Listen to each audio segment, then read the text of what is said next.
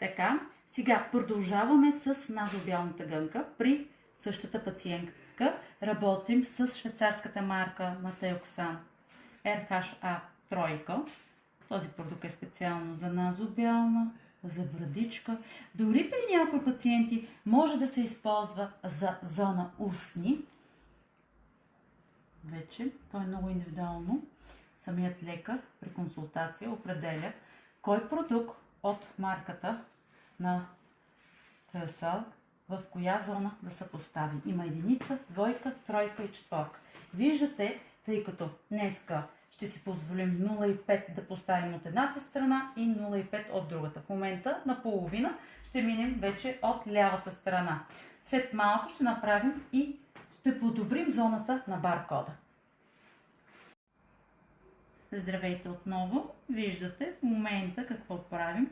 Много лек контур на устната. Защо? Защото не искаме устната да си променя формата или големината.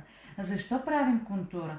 За да може да повлияем на бръчките баркода отгоре на горна устна. Първо ще направим много финен контур, за да се опъне устната, след което точковидно ще поставим хиалуронов филър в тази зона. Аз предпочитам да работя с динамичните филъри.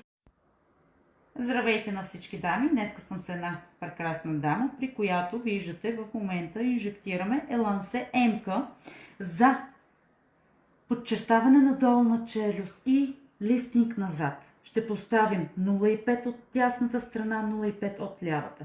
Ще поставим ветрило 1 мили от дясната страна, от едно обложене, след малко ще видите, и 1 мили от другата страна. Де факто ще имаме 3 мл Елансе М-ка поставено върху нейното лице днес. Ще имаме 1 мл хиалуронов филър в назобялна гънка и леко ще подобрим баркода на горна устна и бръчиците пушачески с лек хиалуронов филър.